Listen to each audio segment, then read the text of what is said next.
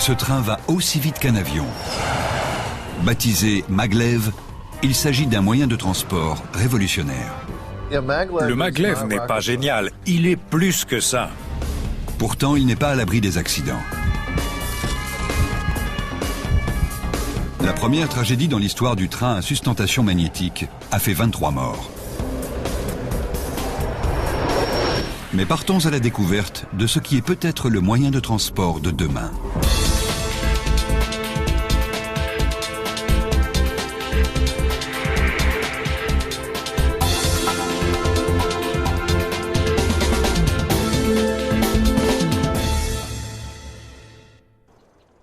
Au cœur de la campagne du nord de l'Allemagne se trouvent les installations où a été mis au point le véhicule à sustentation magnétique Maglev.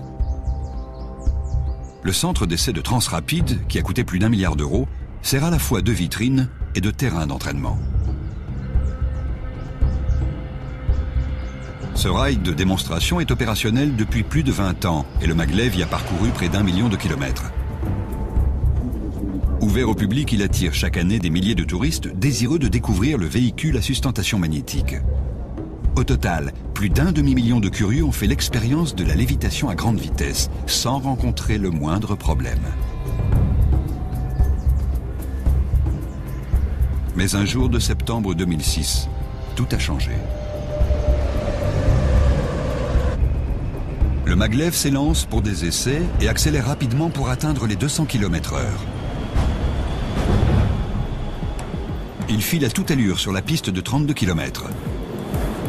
À 450 km/h en ligne droite, il ne lui faut que quelques minutes pour en faire le tour.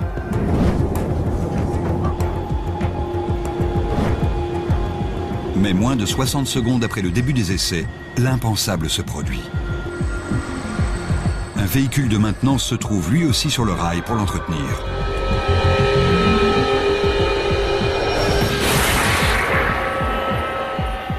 C'est le premier accident grave d'un train dont le développement dure depuis près d'1 siècle.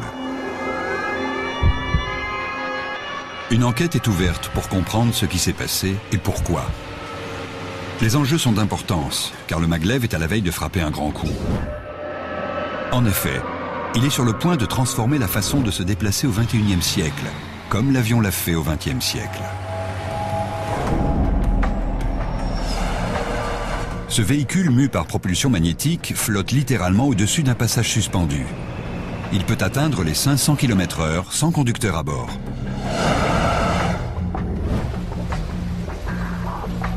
D'après certains experts, les générations à venir se rendront dans des gares de Maglev au lieu d'aller à l'aéroport. S'ils sont dans le vrai, ce véhicule est véritablement unique. Il faut dire qu'il offre la possibilité de se déplacer entre deux villes à des vitesses supérieures à celles d'une Formule 1. Le Maglev marie la vitesse de l'avion avec les commodités du train, en permettant aux usagers de monter et descendre rapidement dans des gares construites au cœur des villes.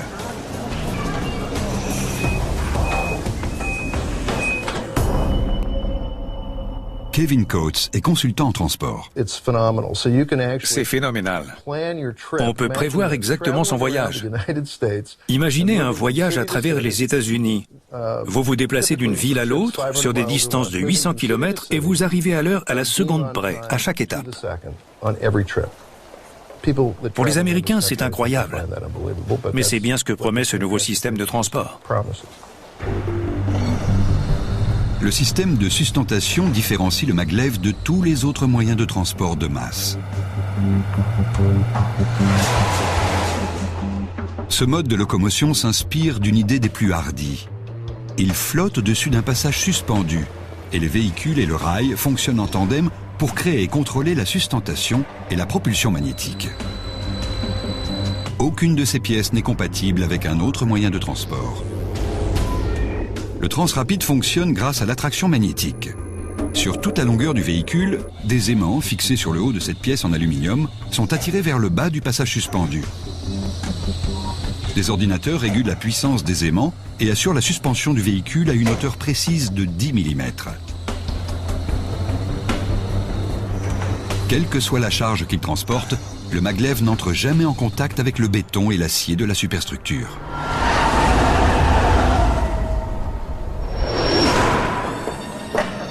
Chaque maglev pèse 50 tonnes et peut transporter une charge de 20 tonnes, ce qui le rend plus lourd qu'un char d'assaut. Ce système sophistiqué soulève et fait léviter une charge de 70 tonnes. Mais il la fait aussi avancer à plus de 400 km/h et toujours à 10 mm au-dessus du passage suspendu.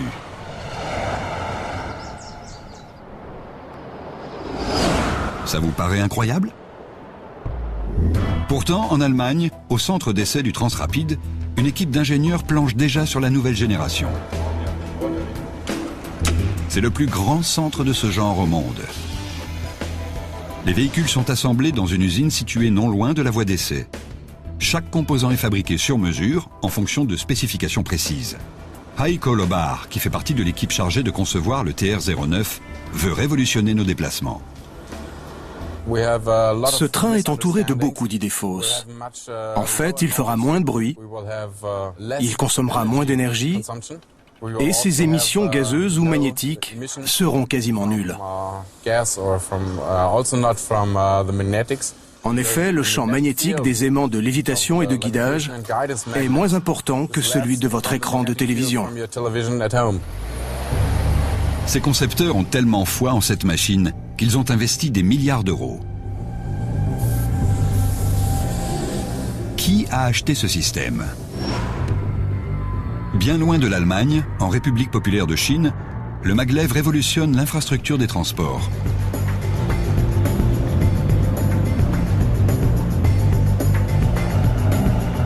La Chine s'affirme chaque jour un peu plus comme un creuset économique et elle a décidé de s'équiper de systèmes de lévitation magnétique. Le gouvernement y voit plusieurs avantages. Ce serait un moyen efficace pour transporter les quelques 1,3 milliard de Chinois et des denrées en tout genre à la veille de l'épuisement d'une partie des énergies fossiles. Il faut donc prévoir pour l'avenir, et l'avenir, c'est le maglev. Les Chinois ont d'abord commandé une ligne d'une trentaine de kilomètres pour relier le centre de Shanghai à son aéroport international. Facture totale, 1,2 milliard d'euros. Mais les ingénieurs du Transrapid savaient que ce premier contrat servirait de test, car Pékin songeait déjà à des lignes supplémentaires pour étendre l'utilisation du maglev à toute la Chine. On envisage ainsi de relier Shanghai à la ville touristique de Hangzhou, soit une construction de 170 km de long, d'un coût d'environ 3 milliards d'euros. Une autre ligne ferait Shanghai-Pékin, soit une construction de plus de 1300 km, d'une valeur approximative de 16 milliards d'euros, ce qui représente tout de même 13,5 millions d'euros du kilomètre.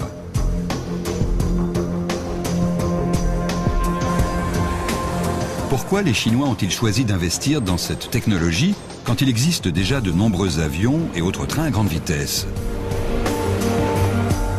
Pourquoi faire reposer leur avenir économique sur un prototype? Pour les ingénieurs du Transrapid, la réponse coule de source. Le système international des transports a un problème. D'après eux, voitures, trains et avions sont périmés, l'aéronautique en particulier. Les gens aiment l'avion parce qu'il est rapide, pratique et parce qu'il a réduit la durée des voyages longue distance. Mais le nombre de passagers est en augmentation constante.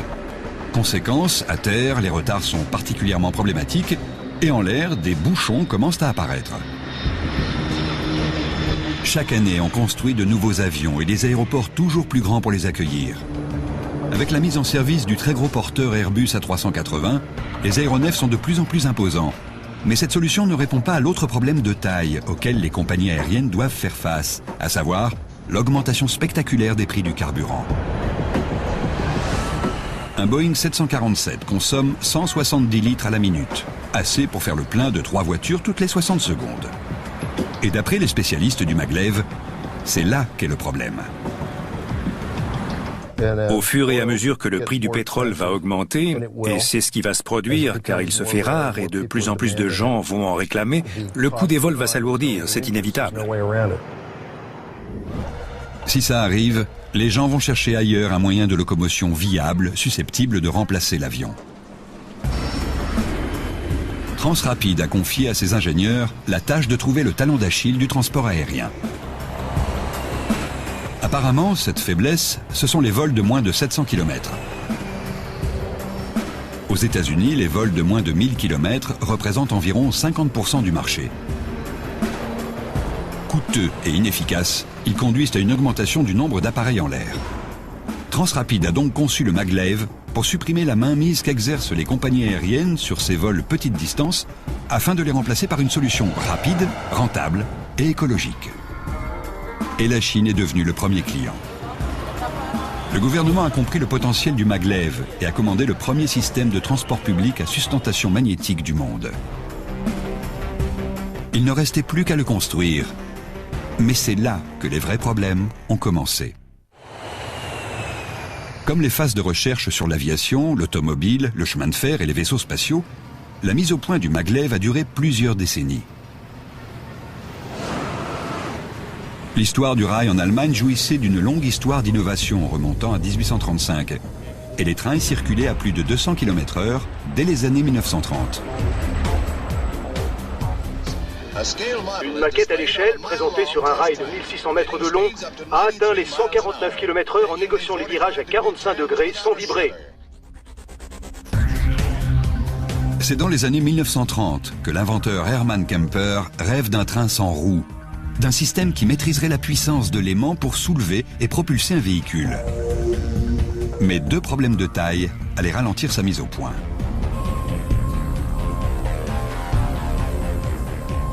Le premier, c'est l'ordinateur. Les composants électroniques puissants, comme l'ordinateur, sont nécessaires pour contrôler le système. Il faudra donc patienter plusieurs décennies avant de pouvoir mettre la théorie en pratique.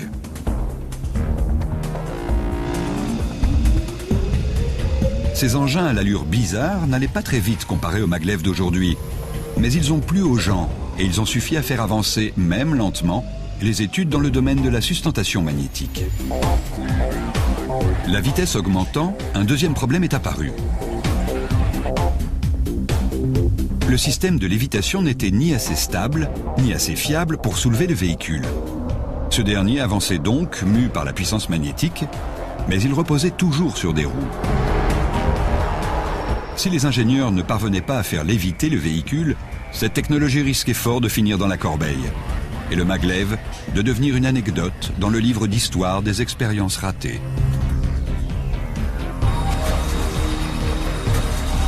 Mais survient alors un événement qui fait décoller le projet maglev. En 1974, des ingénieurs de Transrapid décident de couper le moteur en deux. Ils posent les aimants sur le véhicule et installent le moteur principal dans le rail, ce qui permet de réduire le poids du véhicule.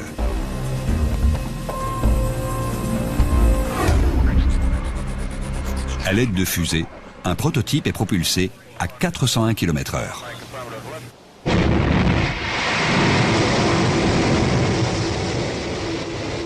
C'était la percée que tout le monde attendait pour relancer le projet.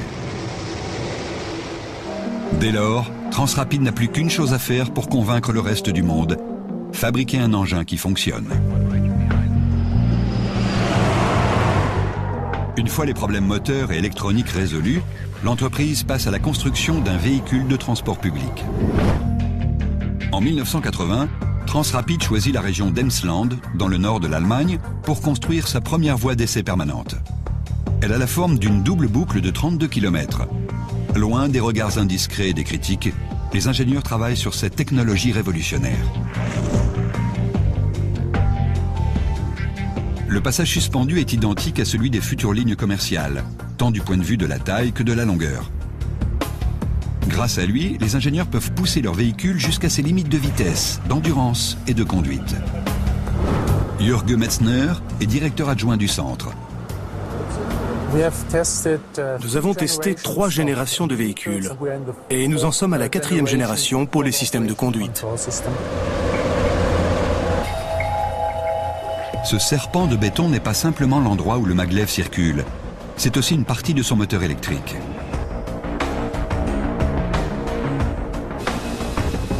Il est constamment amélioré pour répondre aux exigences liées à l'évolution du véhicule.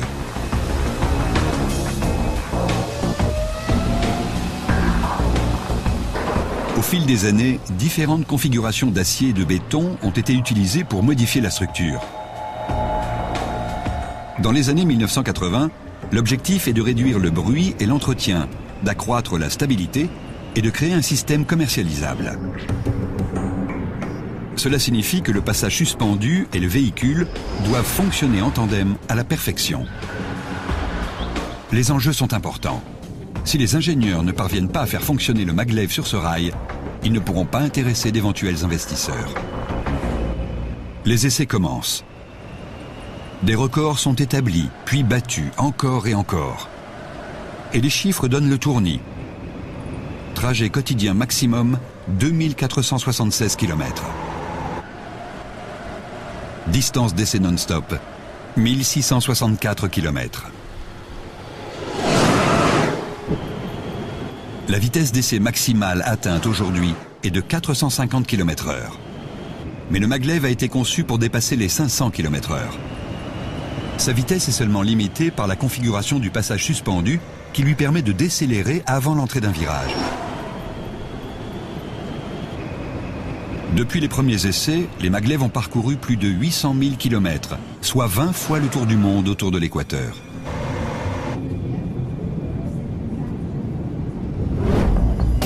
Beaucoup d'essais ont été effectués avec des passagers, plus d'1 demi-million au total. Et les différents modèles de trains se sont succédés rapidement. Aujourd'hui, Transrapid en est à son 8e modèle, le TR-08. L'entreprise a enfin réussi à mettre au point un système de lévitation stable.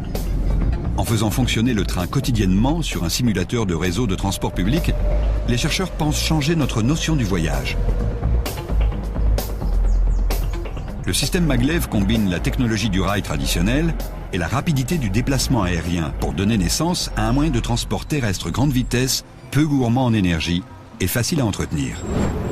Mais beaucoup de pays, dont les États-Unis et la majorité des nations européennes, continuent de bouder ce système. Pour ses détracteurs, le maglev n'a pas été suffisamment testé.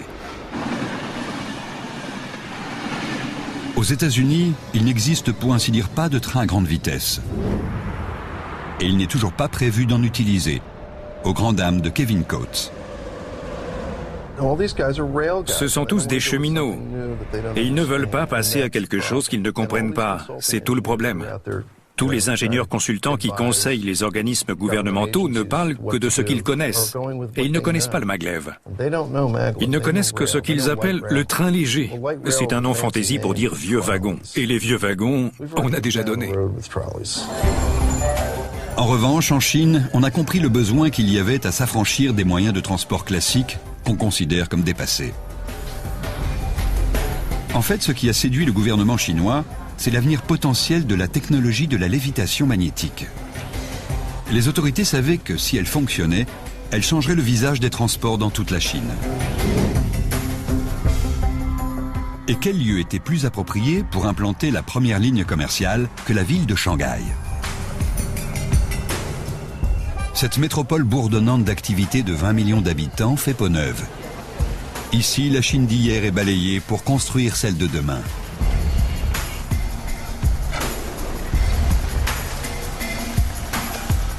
Les Chinois bâtissent la ville de leur avenir et ils veulent qu'elle serve de référence. Shanghai attire les milieux d'affaires grâce à la modernité de son environnement et à son marché de l'emploi. Mais ça ne va pas sans poser des problèmes de circulation routière. Des prévisions ont indiqué que plus de 2 millions de véhicules vont bloquer les rues dans les années à venir et que les nouvelles routes vont être engorgées sitôt construites. Si les Chinois ont décidé de ne pas choisir l'aéroport et les routes nationales, c'est parce qu'ils ont compris que déplacer les gens d'une ville à l'autre à l'aide de l'électricité est une solution durable pour le transport des années à venir. En mars 2001 a débuté la construction d'une connexion rapide entre Shanghai et l'aéroport international de Pudong. C'est la première étape de la réalisation d'une nouvelle infrastructure des transports dans ce pays. Un trajet qui prenait 1 heure en voiture au milieu d'une circulation placée sous le signe des bouchons, du bruit et de la pollution pouvait en théorie ne durer que 7 minutes et demie porte à porte avec un maglev. Faire appel à ce train pour résoudre les problèmes de transport semblait donc très intéressant. Mais il allait falloir relever des défis de taille. Tout d'abord, un tel chantier n'avait aucun précédent. Les ingénieurs allaient devoir construire le rail sans commettre la moindre erreur.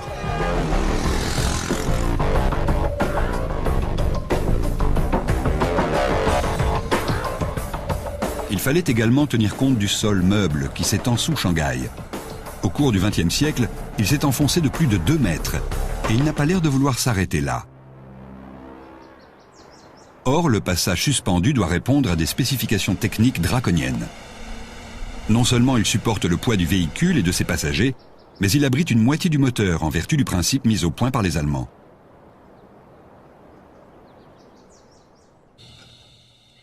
Les marges de tolérance entre le passage suspendu et le véhicule sont inférieures à 2 mm. Les ingénieurs vont donc devoir s'assurer que le passage suspendu est construit à la perfection, mais également s'assurer qu'il le restera pour résister à la vitesse, aux contraintes et même aux tremblements de terre. Les données géotechniques sont elles aussi hors du commun. La construction du passage suspendu est confiée à des ingénieurs chinois. À eux de fabriquer le moteur gigantesque qui reliera le centre de Shanghai à l'aéroport international.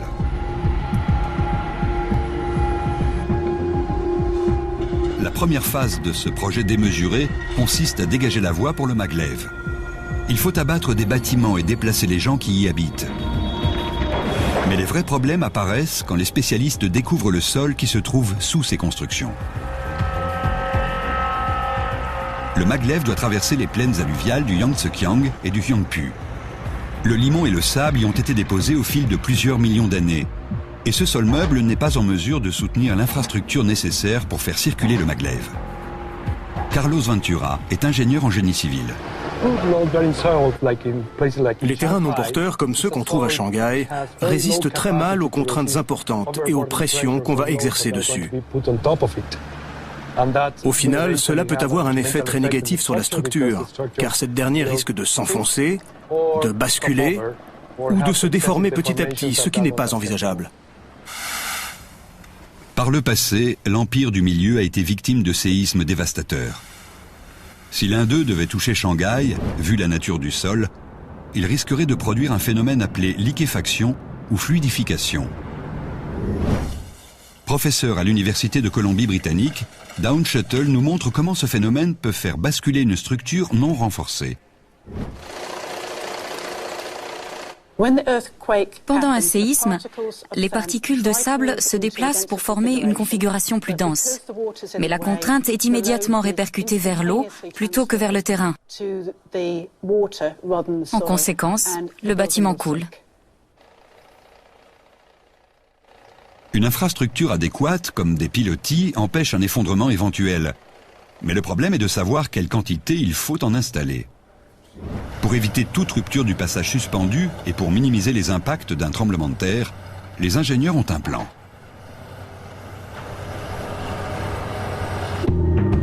L'objectif est de répercuter le poids du passage suspendu jusque dans les profondeurs de la Terre. Les tronçons de rail sont donc construits sur une série de piliers disposés tous les 25 mètres. Chacun d'eux repose sur une semelle, un bloc de béton armé posé juste sous la surface. Et ce sont des pieux qui soutiennent la fondation.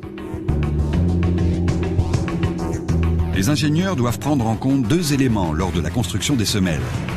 Premièrement, plus les piliers seront gros, plus les fondations devront l'être. À Shanghai, les semelles mesurent 2 mètres d'épaisseur sur 10 à 12 mètres de large, ce qui signifie que par endroit, il n'y aura qu'1 mètre entre chacune. Deuxièmement, il faut également prendre en compte la capacité porteuse du sol sur lequel on construit. Plus ce dernier est meuble, plus il faut de pieux et plus il faut les enfoncer profondément. À Shanghai, le sol est si peu résistant qu'il faut les enfoncer d'une trentaine de mètres et parfois de 70 mètres, soit l'équivalent de la hauteur d'un immeuble de 23 étages. Chaque semelle s'appuyant sur 20 à 24 pieux sur l'ensemble de la construction, il faudra en enfoncer plus de 24 000.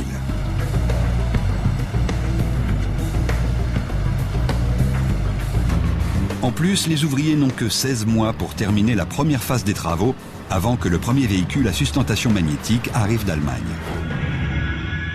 Pendant ce temps, les ingénieurs du Transrapid travaillent d'arrache-pied pour livrer les véhicules qui circuleront sur les passages suspendus chinois.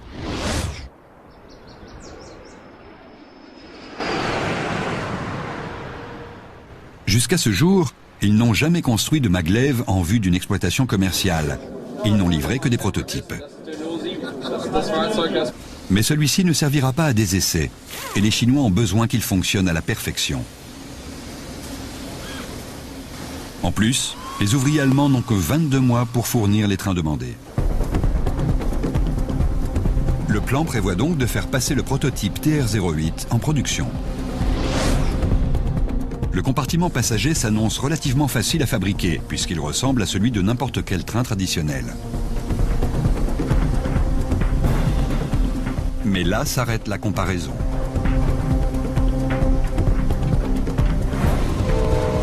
Contrairement aux convois habituels où une locomotive tracte plusieurs wagons, le maglev est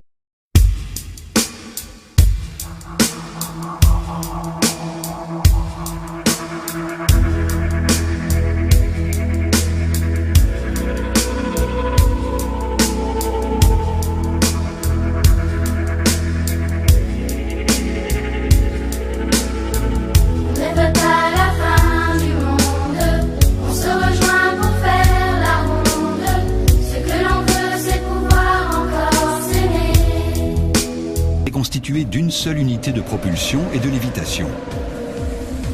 Pour le projet de Shanghai, il faut construire 15 trains en respectant un planning quasiment intenable.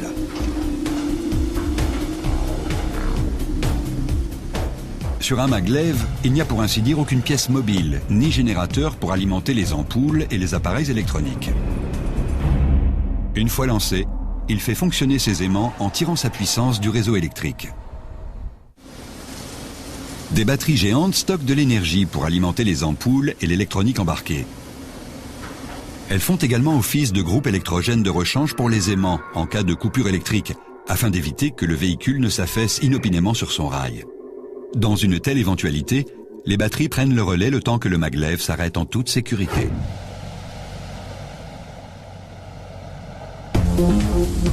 Le système de lévitation et de propulsion fonctionne grâce à des électroaimants. Des bobines de fil sont parcourues par un courant électrique afin de créer un champ magnétique. Plus il y a de fils et de courants, plus le champ est puissant.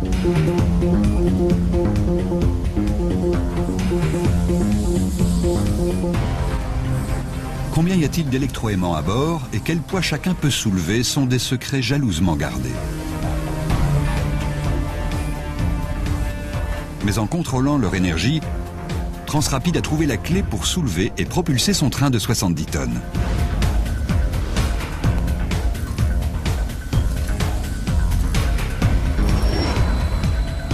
Le moteur linéaire du maglev est utilisé dans d'autres types de transports. On fait appel à ces moteurs lorsqu'on a besoin d'une accélération linéaire rapide et stable. Et parfois, cela permet de bien s'amuser. Dans ce parc d'attractions, la propulsion magnétique, inspirée de celle du maglev, propulse ses wagons et leurs passagers à toute vitesse. Le but de cette attraction est de faire ressentir aux gens la force de la gravité, les G, grâce à l'énergie magnétique. C'est une des attractions les plus rapides des États-Unis. Les visiteurs passent de 0 à 160 km/h en seulement 7 secondes.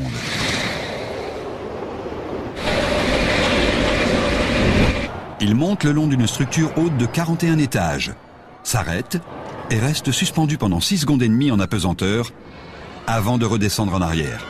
Frisson garanti.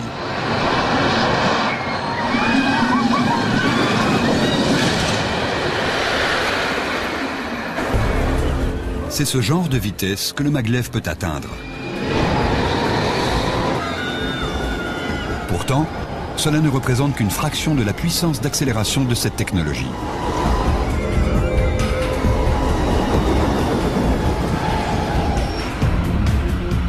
Ainsi, la marine américaine est en train de l'adapter aux catapultes de ses porte-avions. À l'heure actuelle, ces appareils fonctionnent à la vapeur.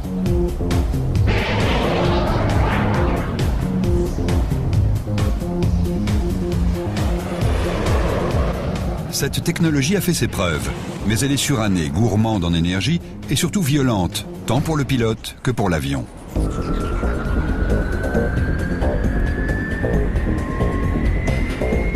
Les porte-avions de demain seront équipés de systèmes à propulsion magnétique qui permettront de décoller, mais également d'apponter à l'aide de super-aimants.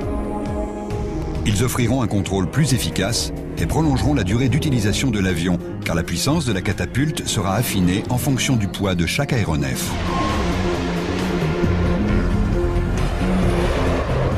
Si on laisse cet appareil exprimer tout son potentiel, les résultats sont spectaculaires.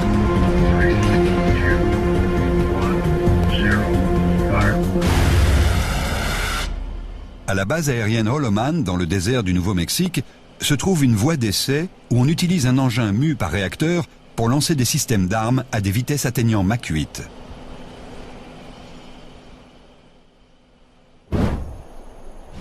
En 2003, il a battu le record de vitesse sur la terre ferme, 10 340 km/h.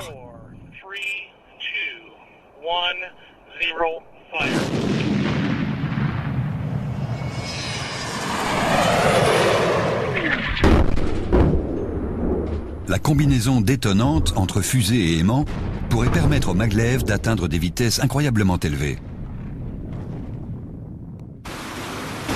Un maglev qui circulerait ainsi dans un tube à vide, c'est-à-dire affranchi de toute friction due à l'air, pourrait avancer à plus de 6000 km/h.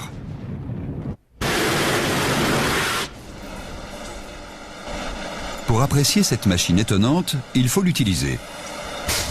Sur la voie d'essai d'Emsland, c'est ce qu'on propose au grand public.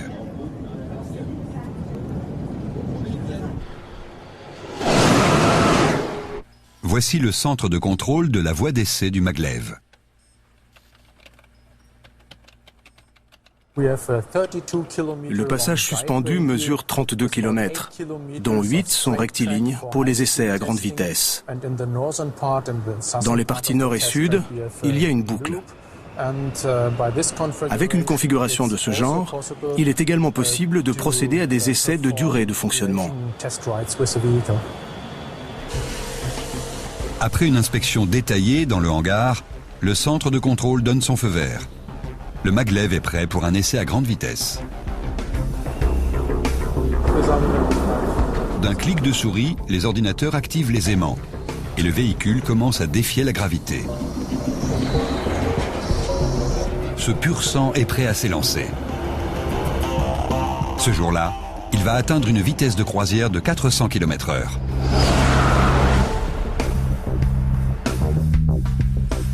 Une fois les techniciens en place, les essais peuvent débuter.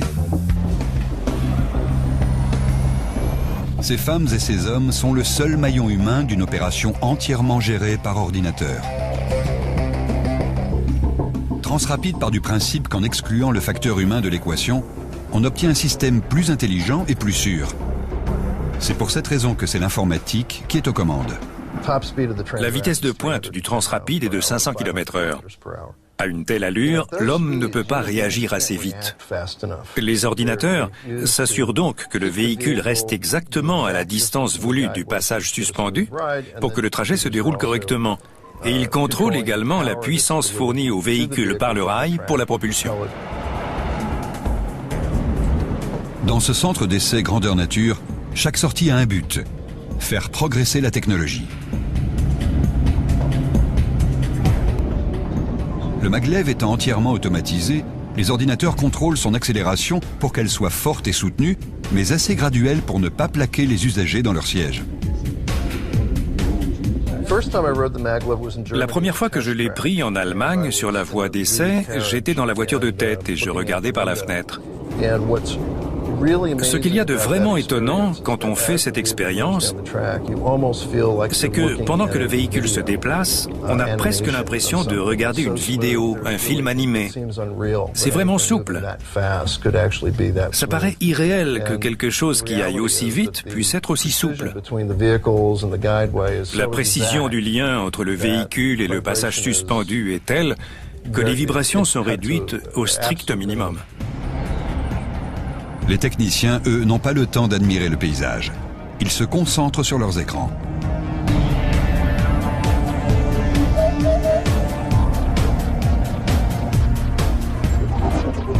il négocie une des boucles géantes et se prépare à accélérer sur une ligne droite de 8 km. C'est là que le maglev atteint sa vitesse maximale.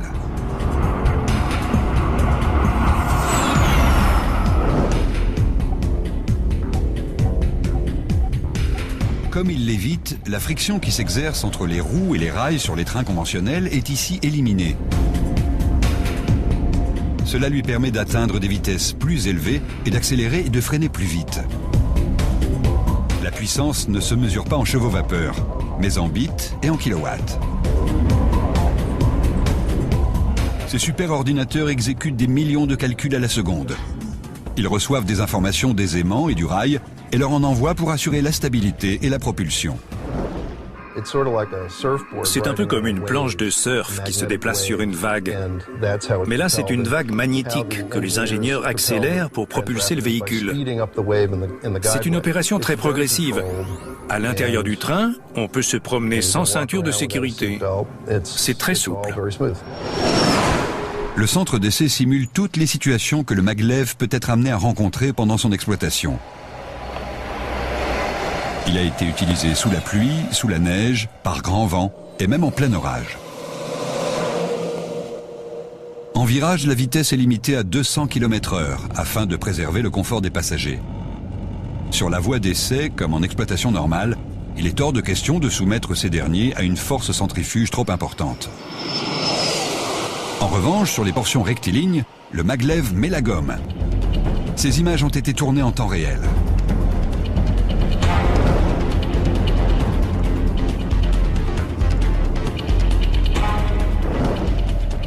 Les techniciens accumulent des données pour les analyser. La vitesse et les performances du véhicule sont observées sous toutes les coutures depuis le centre de contrôle.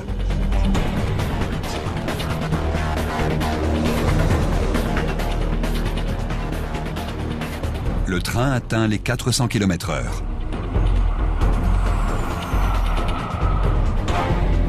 Les essais sont réussis haut la main.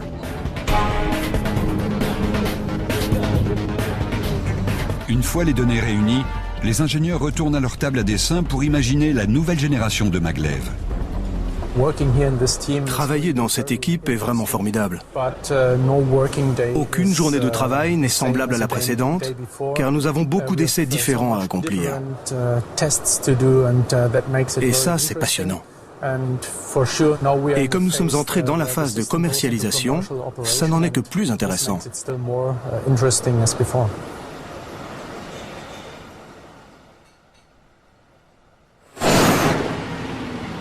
Le tout premier maglev devant être livré à Shanghai à l'été 2002, les grands travaux commencent.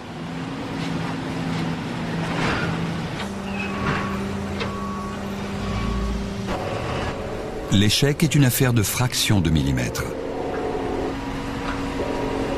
Les ouvriers commencent par soulever le compartiment voyageur. Il n'y a que quelques mois que la fabrication du maglev a commencé. Et chaque étape de l'assemblage du châssis et du compartiment passager a été soigneusement contrôlée.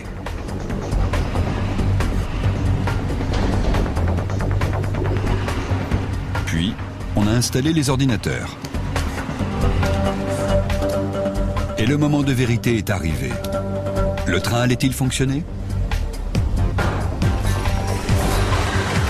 Il a suffi de pousser quelques boutons pour être rassuré.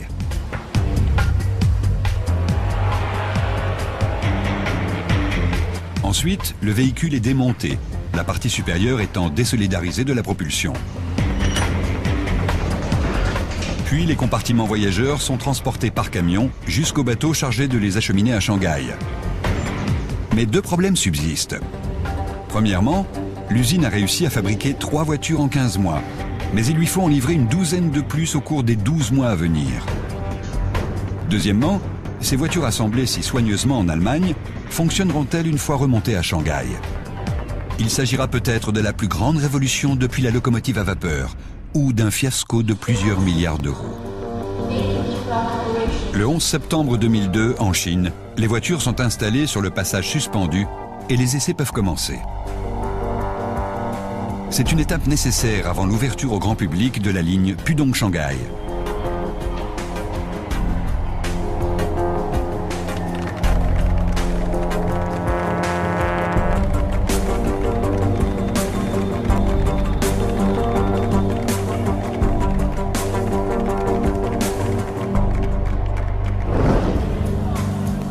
Une fois les cérémonies officielles terminées, les ingénieurs doivent prouver la viabilité de leur concept. Les équipes de fabrication chinoises et allemandes sont issues de systèmes et de traditions industrielles différentes. Auront-elles surmonté les problèmes de délai et de distance et respecté les spécifications techniques qui leur laissent une marge d'erreur de moins de 2 mm? Les passages suspendus de Shanghai sont une adaptation de celui d'Emsland. Au lieu d'installer des poutres de 50 mètres de long, les Chinois ont utilisé des éléments de 25 mètres. Ça a multiplié par 2 le nombre de poutres nécessaires et la durée de construction du réseau. Mais ça a simplifié le transport et l'assemblage des poutres. En conséquence, les ouvriers chinois ont réussi à respecter le délai qu'on leur avait imposé. Et pour les experts, la prouesse technique ne se limite pas à ça. À Shanghai, le tracé mesure une trentaine de kilomètres de long. Et il a été construit avec un écart maximum d'1 millimètre sur toute sa longueur.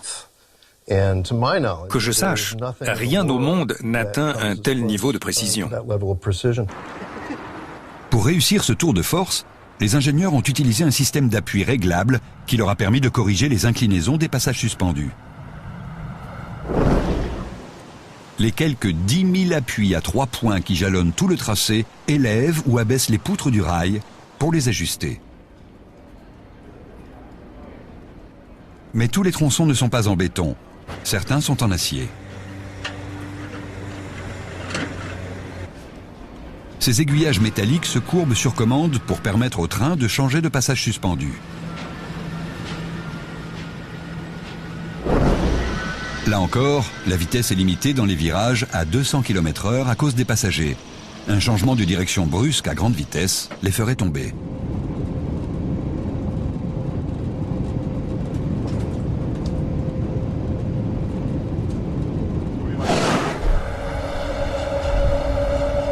Une fois le train installé sur un passage suspendu quasiment parfait, on procède au premier test du maglev chinois. Les ingénieurs le poussent à 501 km/h, établissant alors à l'époque un nouveau record.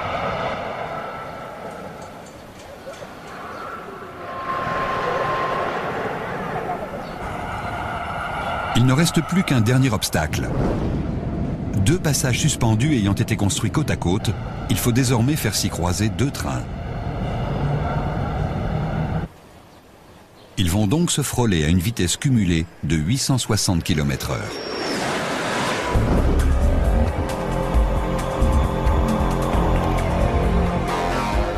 En s'appuyant sur les recherches et les simulations, ces engins ont été conçus pour résister aux fortes pressions dues au déplacement d'air provoqué par un croisement à grande vitesse. Mais on n'a encore jamais procédé à un essai grandeur nature.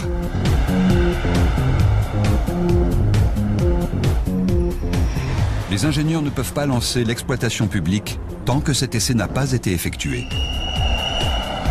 Le premier maglev quitte la gare de la rue Longyangyu dans le centre-ville. Le second, l'aéroport de Shanghai. Au bout de seulement 3 minutes et demie, ils se croisent à mi-chemin de leur trajet. Chacun d'eux a accéléré à la vitesse maximale de 430 km/h et va s'y maintenir moins d'1 minute.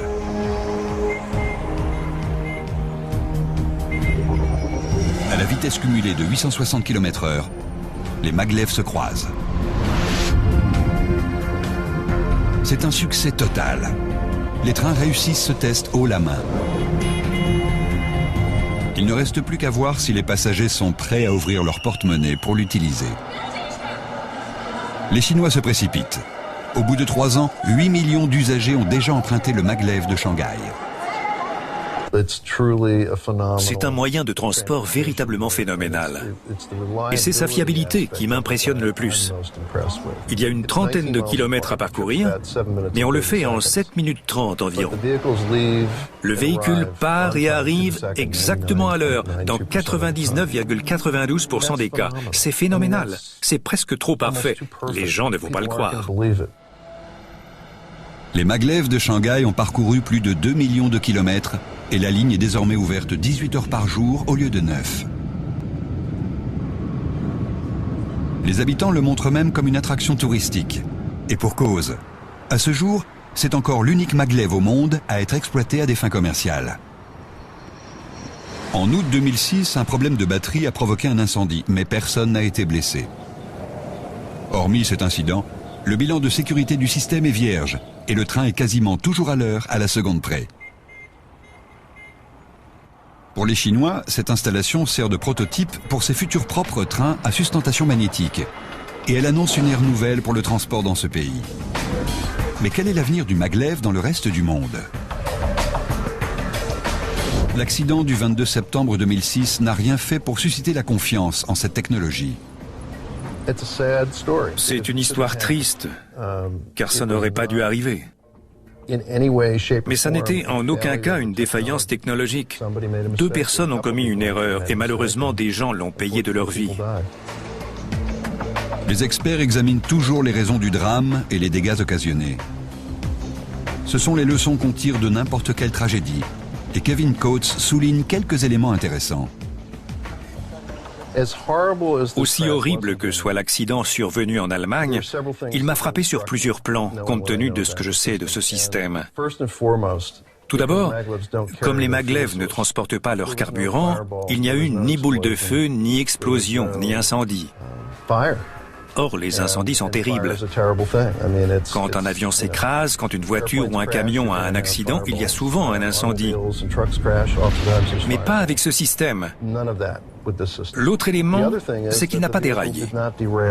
Même après avoir percuté un véhicule d'entretien de 60 tonnes, il n'est pas tombé de son rail.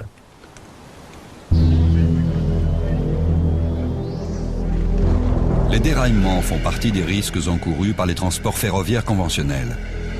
Le 3 juin 1998, dans le nord de l'Allemagne, un train à grande vitesse, ICE, a perdu une roue et déraillé à 200 km/h.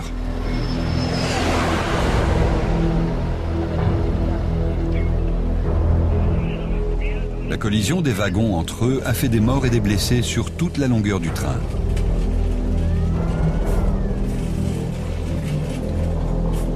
« 101 personnes ont péri et 105 ont été grièvement blessées.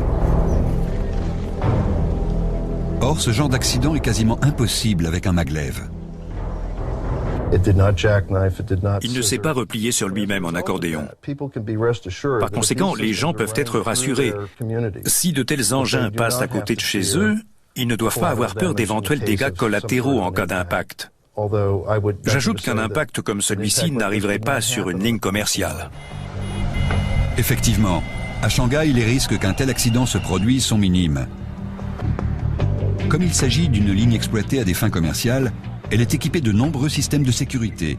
Et si un ordinateur détecte quoi que ce soit sur le rail, il interrompt aussitôt toute circulation.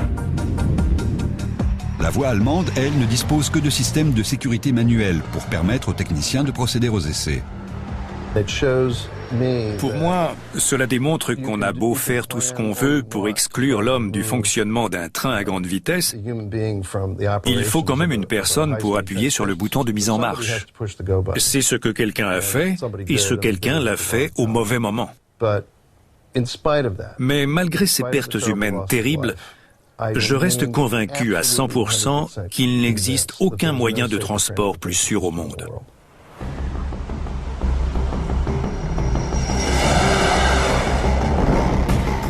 Le maglev de Shanghai est aussi l'exemple de la réussite d'une coopération internationale en matière d'ingénierie et de construction. Pour la Chine, c'est une première étape pour se débarrasser du train et de l'avion qui fonctionnent avec des dérivés du pétrole. Ce véhicule s'impose également comme un nouveau standard en matière de transport terrestre à grande vitesse. Avec l'augmentation du nombre d'habitants sur Terre et la paralysie croissante des centres urbains, les infrastructures actuelles sont soumises à une pression toujours plus forte. L'avantage du maglev, c'est sa capacité à transporter des individus et des produits efficacement sans utiliser ni piston, ni turbine, ni aucune pièce mobile. Et surtout, c'est un système bien plus écologique que les moyens de transport actuels. Mais le monde est-il prêt à faire le grand saut et à adopter les véhicules à sustentation magnétique? À en croire les experts du transport, il suffirait juste d'un investissement dans cette technologie révolutionnaire.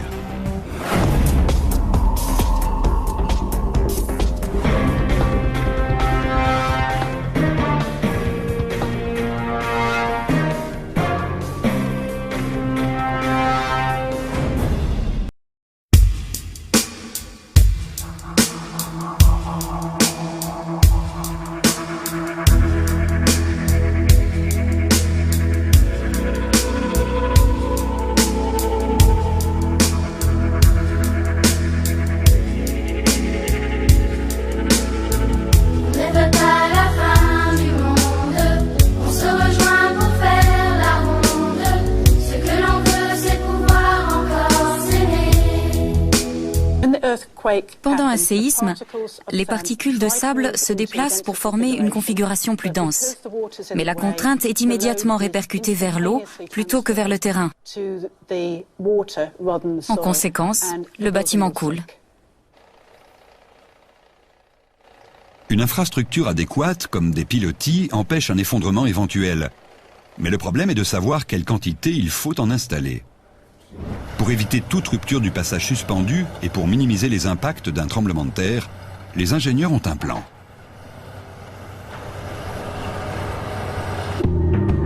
L'objectif est de répercuter le poids du passage suspendu jusque dans les profondeurs de la terre. Les tronçons de rails sont donc construits sur une série de piliers disposés tous les 25 mètres. Chacun d'eux repose sur une semelle, un bloc de béton armé posé juste sous la surface. Et ce sont des pieux qui soutiennent la fondation. Les ingénieurs doivent prendre en compte deux éléments lors de la construction des semelles. Premièrement, plus les piliers seront gros, plus les fondations devront l'être. À Shanghai, les semelles mesurent 2 mètres d'épaisseur sur 10 à 12 mètres de large, ce qui signifie que par endroit, il n'y aura qu'1 mètre entre chacune. Deuxièmement, il faut également prendre en compte la capacité porteuse du sol sur lequel on construit. Plus ce dernier est meuble, plus il faut de pieux et plus il faut les enfoncer profondément. À Shanghai, le sol est si peu résistant qu'il faut les enfoncer d'une trentaine de mètres et parfois de 70 mètres, soit l'équivalent de la hauteur d'un immeuble de 23 étages.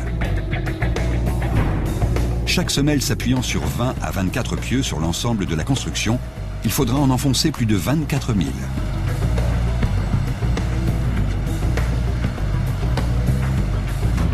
En plus, les ouvriers n'ont que 16 mois pour terminer la première phase des travaux avant que le premier véhicule à sustentation magnétique arrive d'Allemagne. Pendant ce temps, les ingénieurs du Transrapid travaillent d'arrache-pied pour livrer les véhicules qui circuleront sur les passages suspendus chinois.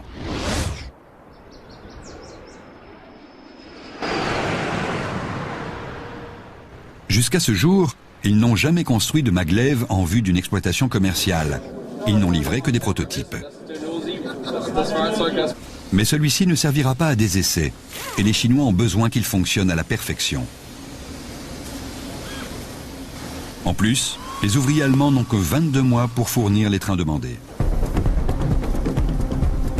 Le plan prévoit donc de faire passer le prototype TR-08 en production. Le compartiment passager s'annonce relativement facile à fabriquer, puisqu'il ressemble à celui de n'importe quel train traditionnel. Mais là s'arrête la comparaison.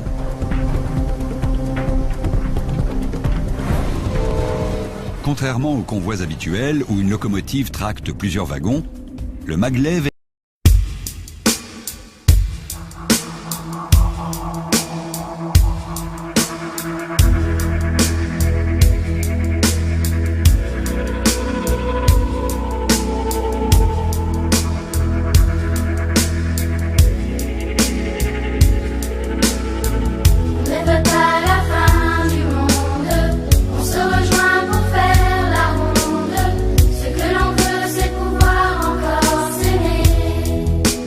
constitué d'une seule unité de propulsion et de lévitation.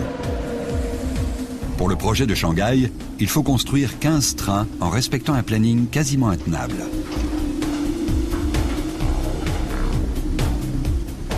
Sur un maglev, il n'y a pour ainsi dire aucune pièce mobile, ni générateur pour alimenter les ampoules et les appareils électroniques. Une fois lancé, il fait fonctionner ses aimants en tirant sa puissance du réseau électrique.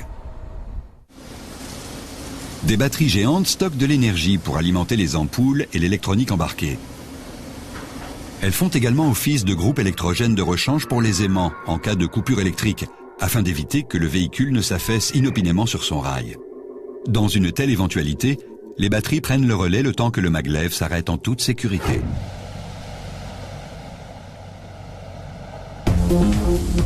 Le système de lévitation et de propulsion fonctionne grâce à des électroaimants. Des bobines de fil sont parcourues par un courant électrique afin de créer un champ magnétique. Plus il y a de fils et de courant, plus le champ est puissant.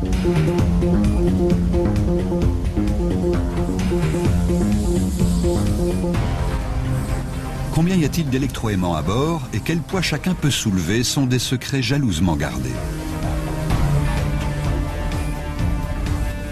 Mais en contrôlant leur énergie, Transrapid a trouvé la clé pour soulever et propulser son train de 70 tonnes.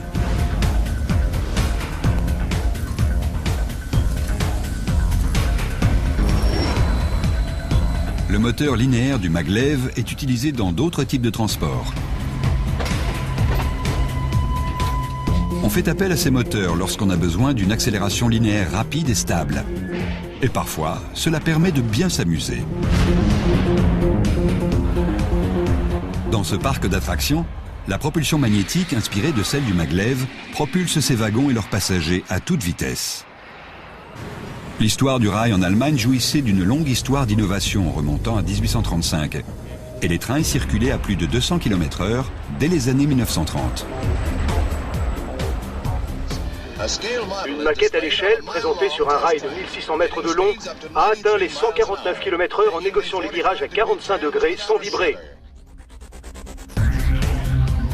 C'est dans les années 1930 que l'inventeur Hermann Kemper rêve d'un train sans roues, d'un système qui maîtriserait la puissance de l'aimant pour soulever et propulser un véhicule. Mais deux problèmes de taille allaient ralentir sa mise au point.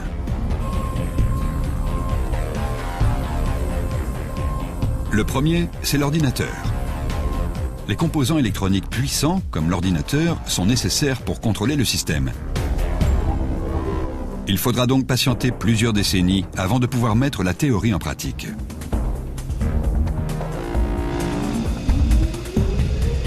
Ces engins à l'allure bizarre n'allaient pas très vite comparés aux maglev d'aujourd'hui, mais ils ont plu aux gens et ils ont suffi à faire avancer, même lentement, les études dans le domaine de la sustentation magnétique. La vitesse augmentant, un deuxième problème est apparu. Le système de lévitation n'était ni assez stable, ni assez fiable pour soulever le véhicule.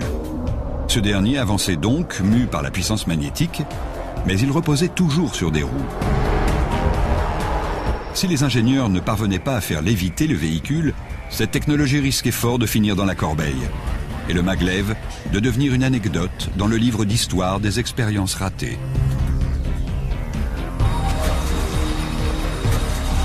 Mais survient alors un événement qui fait décoller le projet maglev. En 1974, des ingénieurs de Transrapid décident de couper le moteur en deux. Ils posent les aimants sur le véhicule et installent le moteur principal dans le rail, ce qui permet de réduire le poids du véhicule.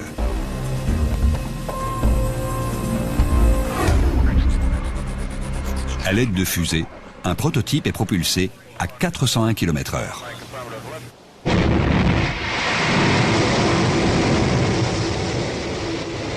C'était la percée que tout le monde attendait pour relancer le projet. Dès lors, Transrapid n'a plus qu'une chose à faire pour convaincre le reste du monde, fabriquer un engin qui fonctionne. Une fois les problèmes moteurs et électroniques résolus, l'entreprise passe à la construction d'un véhicule de transport public. En 1980, Transrapid choisit la région d'Emsland, dans le nord de l'Allemagne, pour construire sa première voie d'essai permanente. Elle a la forme d'une double boucle de 32 km. Loin des regards indiscrets et des critiques, les ingénieurs travaillent sur cette technologie révolutionnaire.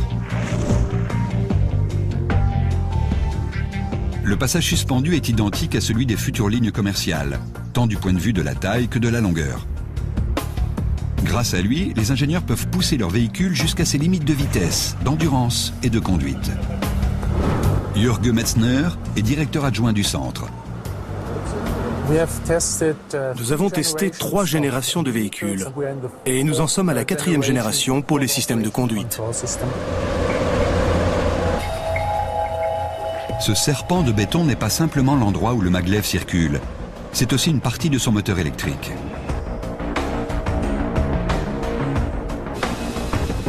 Il est constamment amélioré pour répondre aux exigences liées à l'évolution du véhicule.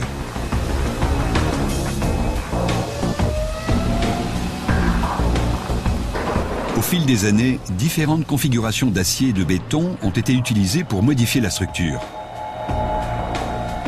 Dans les années 1980, L'objectif est de réduire le bruit et l'entretien, d'accroître la stabilité et de créer un système commercialisable. Cela signifie que le passage suspendu et le véhicule doivent fonctionner en tandem à la perfection. Les enjeux sont importants. Si les ingénieurs ne parviennent pas à faire fonctionner le maglev sur ce rail, ils ne pourront pas intéresser d'éventuels investisseurs. Les essais commencent.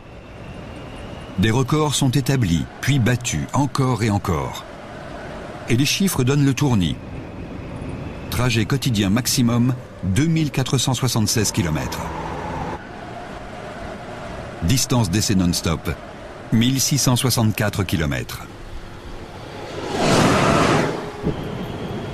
La vitesse d'essai maximale atteinte aujourd'hui est de 450 km/h. Mais le maglev a été conçu pour dépasser les 500 km/h. Sa vitesse est seulement limitée par la configuration du passage suspendu qui lui permet de décélérer avant l'entrée d'un virage. Depuis les premiers essais, les maglevs ont parcouru plus de 800 000 km, soit 20 fois le tour du monde autour de l'équateur.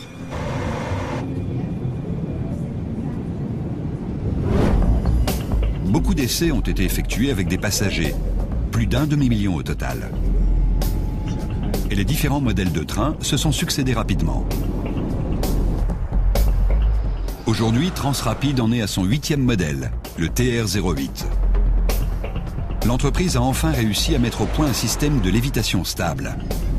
En faisant fonctionner le train quotidiennement sur un simulateur de réseau de transport public, les chercheurs pensent changer notre notion.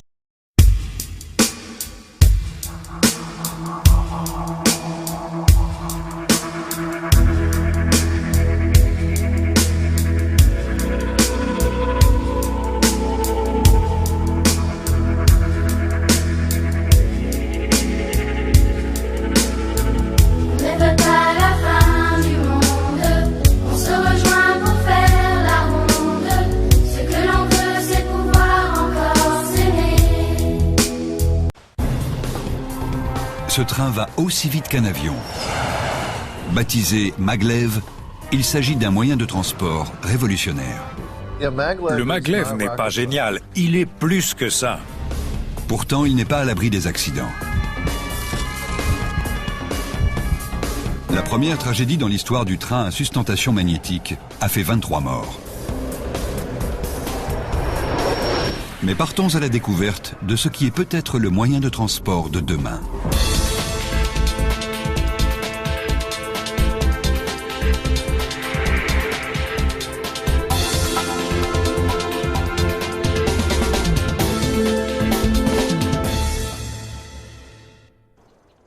Au cœur de la campagne du nord de l'Allemagne se trouvent les installations où a été mis au point le véhicule à sustentation magnétique maglev. Le centre d'essai de Transrapid, qui a coûté plus d'1 milliard d'euros, sert à la fois de vitrine et de terrain d'entraînement. Ce rail de démonstration est opérationnel depuis plus de 20 ans et le maglev y a parcouru près d'1 million de kilomètres. Ouvert au public, il attire chaque année des milliers de touristes désireux de découvrir le véhicule à sustentation magnétique. Au total, plus d'1 demi-million de curieux ont fait l'expérience de la lévitation à grande vitesse, sans rencontrer le moindre problème. Mais un jour de septembre 2006, tout a changé. Le maglev s'élance pour des essais et accélère rapidement pour atteindre les 200 km/h. Il file à toute allure sur la piste de 32 km. À 450 km/h en ligne droite, il ne lui faut que quelques minutes pour en faire le tour.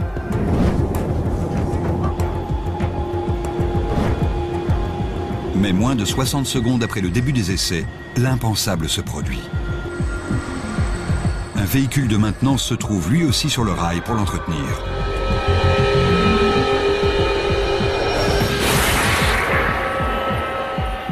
C'est le premier accident grave d'un train dont le développement dure depuis près d'1 siècle. Une enquête est ouverte pour comprendre ce qui s'est passé et pourquoi. Les enjeux sont d'importance, car le maglev est à la veille de frapper un grand coup. En effet, il est sur le point de transformer la façon de se déplacer au XXIe siècle, comme l'avion l'a fait au XXe siècle. Ce véhicule mu par propulsion magnétique flotte littéralement au-dessus d'un passage suspendu. Il peut atteindre les 500 km/h sans conducteur à bord.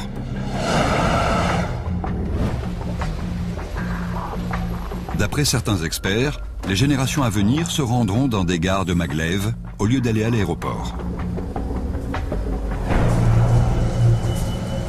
S'ils sont dans le vrai, ce véhicule est véritablement unique. Il faut dire qu'il offre la possibilité de se déplacer entre deux villes à des vitesses supérieures à celles d'une Formule 1. Le maglev marie la vitesse de l'avion avec les commodités du train, en permettant aux usagers de monter et descendre rapidement dans des gares construites au cœur des villes.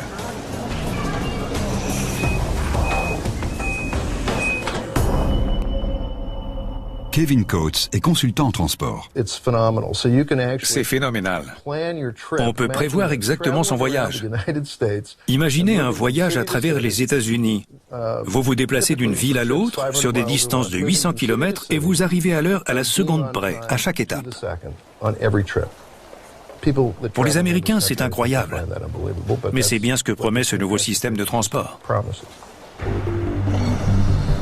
Le système de sustentation différencie le maglev de tous les autres moyens de transport de masse. Ce mode de locomotion s'inspire d'une idée des plus hardies. Il flotte au-dessus d'un passage suspendu et les véhicules et le rail fonctionnent en tandem pour créer et contrôler la sustentation et la propulsion magnétique. Aucune de ces pièces n'est compatible avec un autre moyen de transport. Le Transrapid fonctionne grâce à l'attraction magnétique. Sur toute la longueur du véhicule, des aimants fixés sur le haut de cette pièce en aluminium sont attirés vers le bas du passage suspendu. Des ordinateurs régulent la puissance des aimants et assurent la suspension du véhicule à une hauteur précise de 10 mm. Quelle que soit la charge qu'il transporte, le maglev n'entre jamais en contact avec le béton et l'acier de la superstructure.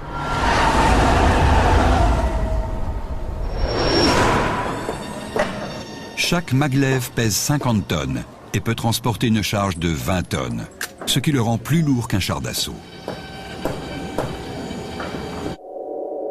Ce système sophistiqué soulève et fait léviter une charge de 70 tonnes.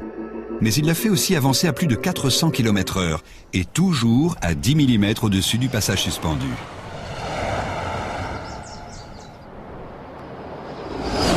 Ça vous paraît incroyable ?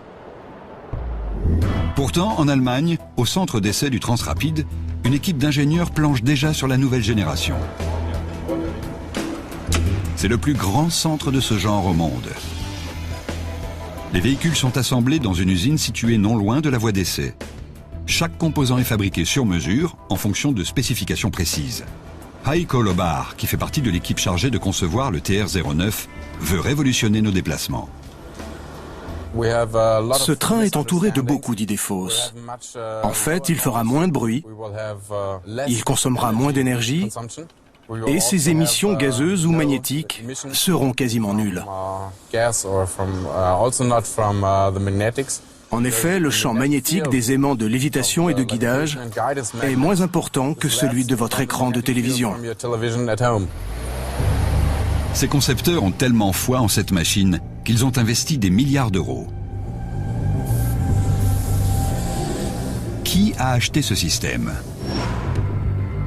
Bien loin de l'Allemagne, en République populaire de Chine, le maglev révolutionne l'infrastructure des transports.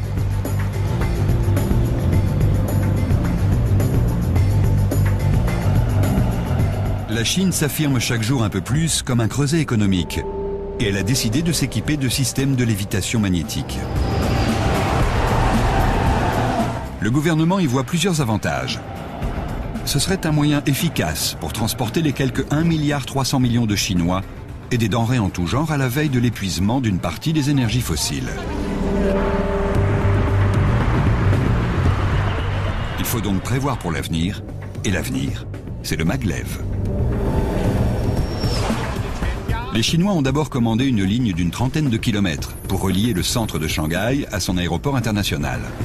Facture totale, 1,2 milliard d'euros. Mais les ingénieurs du Transrapid savaient que ce premier contrat servirait de test, car Pékin songeait déjà à des lignes supplémentaires pour étendre l'utilisation du maglev à toute la Chine. On envisage ainsi de relier Shanghai à la ville touristique de Hangzhou, soit une construction de 170 km de long, d'un coût d'environ 3 milliards d'euros. Une autre ligne ferait Shanghai-Pékin, soit une construction de plus de 1300 km, d'une valeur approximative de 16 milliards d'euros, ce qui représente tout de même 13,5 millions d'euros du kilomètre.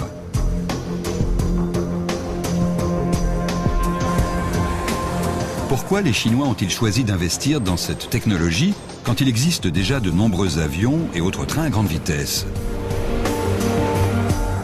Pourquoi faire reposer leur avenir économique sur un prototype? Pour les ingénieurs du Transrapide, la réponse coule de source. Le système international des transports a un problème. D'après eux, voitures, trains et avions sont périmés, l'aéronautique en particulier. Les gens aiment l'avion parce qu'il est rapide, pratique et parce qu'il a réduit la durée des voyages longue distance.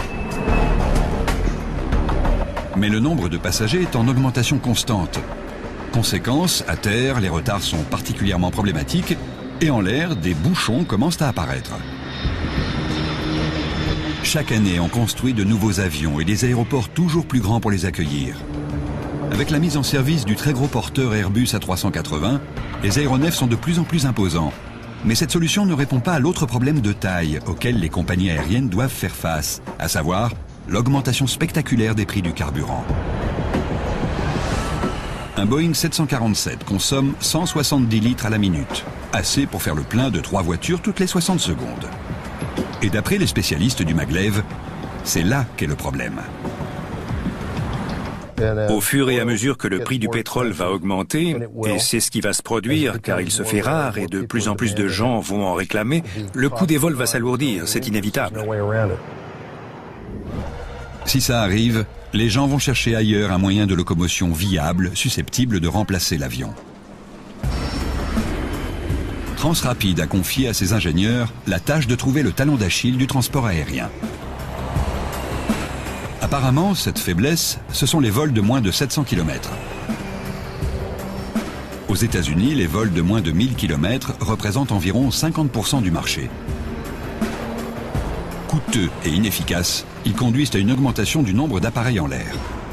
Transrapide a donc conçu le maglev pour supprimer la mainmise qu'exercent les compagnies aériennes sur ces vols petite distance afin de les remplacer par une solution rapide, rentable et écologique. Et la Chine est devenue le premier client. Le gouvernement a compris le potentiel du maglev et a commandé le premier système de transport public à sustentation magnétique du monde. Il ne restait plus qu'à le construire. Mais c'est là que les vrais problèmes ont commencé. Comme les phases de recherche sur l'aviation, l'automobile, le chemin de fer et les vaisseaux spatiaux, la mise au point du maglev a duré plusieurs décennies. Du voyage. Le système maglev combine la technologie du rail traditionnel et la rapidité du déplacement aérien pour donner naissance à un moyen de transport terrestre grande vitesse, peu gourmand en énergie et facile à entretenir. Mais beaucoup de pays, dont les États-Unis et la majorité des nations européennes, continuent de bouder ce système. Pour ses détracteurs, le maglev n'a pas été suffisamment testé. Aux États-Unis, il n'existe pour ainsi dire pas de train à grande vitesse. Et il n'est toujours pas prévu d'en utiliser, aux grandes dames de Kevin Coates. Ce sont tous des cheminots, et ils ne veulent pas passer à quelque chose qu'ils ne comprennent pas. C'est tout le problème. Tous les ingénieurs consultants qui conseillent les organismes gouvernementaux ne parlent que de ce qu'ils connaissent. Et ils ne connaissent pas le maglev. Ils ne connaissent que ce qu'ils appellent le train léger. C'est un nom fantaisie pour dire vieux wagon. Et les vieux wagons, on a déjà donné. En revanche, en Chine, on a compris le besoin qu'il y avait à s'affranchir des moyens de transport classiques qu'on considère comme dépassés. En fait, ce qui a séduit le gouvernement chinois, c'est l'avenir potentiel de la technologie de la lévitation magnétique. Les autorités savaient que si elle fonctionnait, elle changerait le visage des transports dans toute la Chine. Et quel lieu était plus approprié pour implanter la première ligne commerciale que la ville de Shanghai? Cette métropole bourdonnante d'activités de 20 millions d'habitants fait peau neuve. Ici, la Chine d'hier est balayée pour construire celle de demain.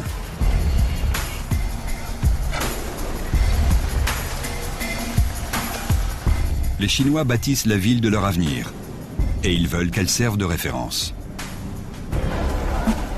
Shanghai attire les milieux d'affaires grâce à la modernité de son environnement et à son marché de l'emploi. Mais ça ne va pas sans poser des problèmes de circulation routière. Des prévisions ont indiqué que plus de 2 millions de véhicules vont bloquer les rues dans les années à venir et que les nouvelles routes vont être engorgées sitôt construites. Si les Chinois ont décidé de ne pas choisir l'aéroport et les routes nationales, c'est parce qu'ils ont compris que déplacer les gens d'une ville à l'autre à l'aide de l'électricité est une solution durable pour le transport des années à venir.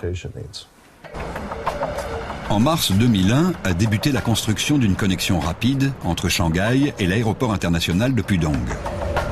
C'est la première étape de la réalisation d'une nouvelle infrastructure des transports dans ce pays. Un trajet qui prenait 1 heure en voiture au milieu d'une circulation placée sous le signe des bouchons, du bruit et de la pollution pouvait en théorie ne durer que 7 minutes et demie porte à porte avec un maglev. Faire appel à ce train pour résoudre les problèmes de transport semblait donc très intéressant. Mais il allait falloir relever des défis de taille. Tout d'abord, un tel chantier n'avait aucun précédent.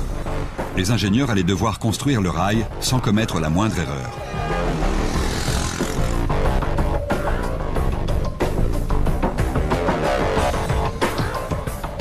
Il fallait également tenir compte du sol meuble qui s'étend sous Shanghai. Au cours du XXe siècle, il s'est enfoncé de plus de 2 mètres et il n'a pas l'air de vouloir s'arrêter là. Or, le passage suspendu doit répondre à des spécifications techniques draconiennes. Non seulement il supporte le poids du véhicule et de ses passagers, mais il abrite une moitié du moteur en vertu du principe mis au point par les Allemands.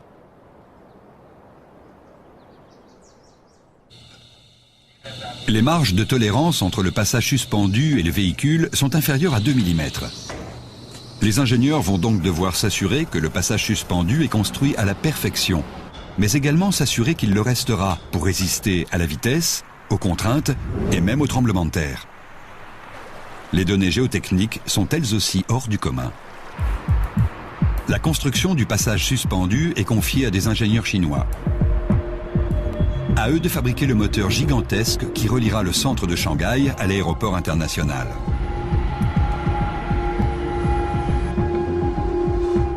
La première phase de ce projet démesuré consiste à dégager la voie pour le maglev. Il faut abattre des bâtiments et déplacer les gens qui y habitent. Mais les vrais problèmes apparaissent quand les spécialistes découvrent le sol qui se trouve sous ces constructions. Le maglev doit traverser les plaines alluviales du Yangtze-Kiang et du Huangpu. Le limon et le sable y ont été déposés au fil de plusieurs millions d'années. Et ce sol meuble n'est pas en mesure de soutenir l'infrastructure nécessaire pour faire circuler le maglev. Carlos Ventura est ingénieur en génie civil. Les terrains non porteurs, comme ceux qu'on trouve à Shanghai, résistent très mal aux contraintes importantes et aux pressions qu'on va exercer dessus. Au final, cela peut avoir un effet très négatif sur la structure, car cette dernière risque de s'enfoncer, de basculer ou de se déformer petit à petit, ce qui n'est pas envisageable.